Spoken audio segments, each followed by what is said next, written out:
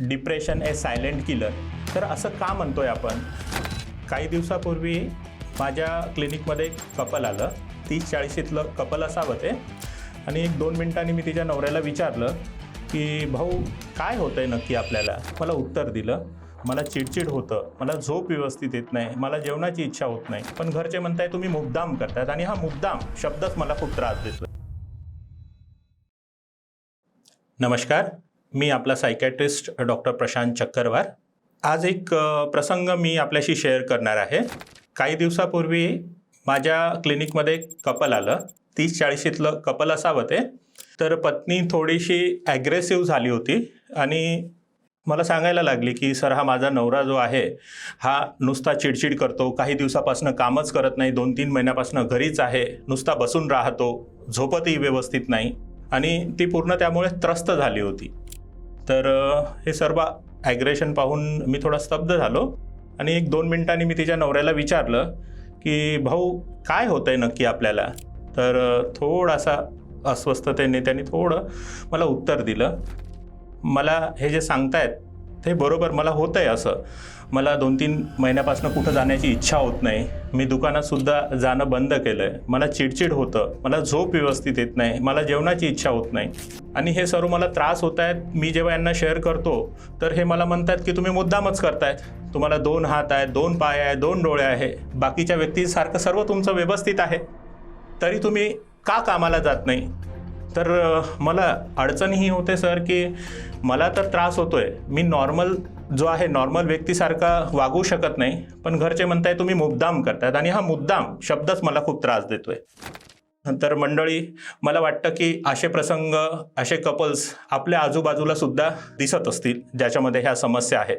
आणि बरेचदा आपण अशा ज्या आजारांना हे मुद्दामच केलेलं आहे असं म्हणतो. ॲक्च्युली हे मुद्दाम वगैरे काही नसतं.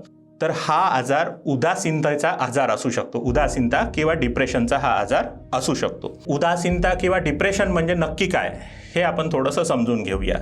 जेव्हा व्यक्तीला काम करण्यामध्ये इच्छा होत नाही, त्याला नेहमी उदास वाटतं, त्याच्या डोक्यात नेहमी निगेटिव्ह विचार येतात, त्याला एकदम थकल्यासारखं वाटतं, त्याची झोप डिस्टर्ब होते, त्याला जेवण्याची इच्छा होत नाही, he feels helpless, hopeless and worthless. म्हणजे काय? त्याला हेल्पलेस वाटतं, म्हणजे मला कोणी मदत करायला येऊ शकत नाही. होपलेस वाटतं की माझं काहीच होऊ शकत नाही. वर्थलेस वाटतं. वर्थलेस म्हणजे काय?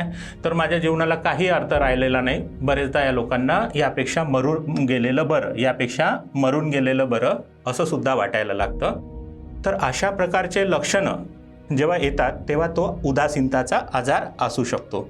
पण बरेचदा आपण म्हणाल की सर, तुम्ही मला जे सांगताय हे लक्षणं तर बरेचदा याच्यातले काही लक्षणं तर आमच्यातही आहे, तर मग आम्हालाही उदासीनता आहे का? तर मंडळी, उदासीनताचा जो आजार आहे त्याच्यामध्ये ही मी जी सांगितलेली लक्षणं जर तुम्हाला 15 दिवसापेक्षा जास्त जर असतील तर आपण नक्कीच एकदा मानसोपचार तज्ज्ञाला, सायकॅट्रिस्टला भेटायला हवं. कारण तर हे लक्षणं 15 दिवसाच्या वर असतील तर आपण याला उदासीनतेचा आजार म्हणतोय. डिप्रेशन ए सायलेंट किलर. तर असं का म्हणतोय आपण? तर याच्यामध्ये जी आपण आता लक्षणं पाहिली त्या लक्षणामध्ये कुठे ना कुठे सुसायडल थॉट्स, आत्महत्येचे विचार, हे सुद्धा एक लक्षण होतं. फक्त आत्महत्येचे थॉट्स किंवा सुसाईड हाच काही डिप्रेशनचा शेवट आहे का?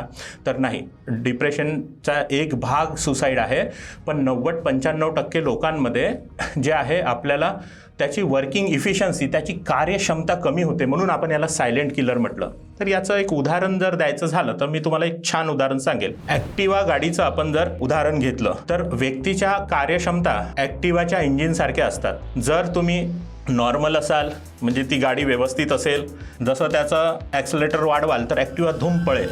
पण जर त्या ॲक्टिवाला तुम्ही ब्रेक दाबून त्याचं जर ॲक्सिलेटर वाढवाल तर ती ॲक्टिवा त्या स्पीडनी पळू शकेल का? तसंच आपल्या व्यक्तीच्या कार्यक्षमतेचं आहे. जर त्या व्यक्तीच्या कार्यक्षमतेला डिप्रेशनचे ब्रेक लागले, तो आपल्या कार्यक्षमतेचे 100% त्या कामासाठी देऊ शकणार नाही.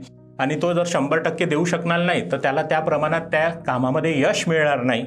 तर अशा प्रकारे डिप्रेशनमध्ये व्यक्ती हा व्हिशियस सायकलमध्ये त्या चक्रव्यूहात अडकत राहतो आणि मग त्याच्या जीवनामध्ये यश येत नाही. त्यामुळे याला आपण सायलेंट किलर म्हटलं. तर नंतरचा जो प्रश्न आपल्या पुढे उभा येतो की सर, ठीक आहे की आहे ठीक आहे, डिप्रेशनमुळे नुकसान होतं, डिप्रेशन जे आहे बऱ्याच लोकांमध्ये दिसतं, तर नक्की मग आपण याच्यावर करायला काय हवं? तर पहिल्यांदा आपण हे समजून घेऊ की डिप्रेशनमध्ये आपल्या शरीरामध्ये, आपल्या ब्रेनमध्ये, आपल्या मस्तिष्कामध्ये काय बदल होतात.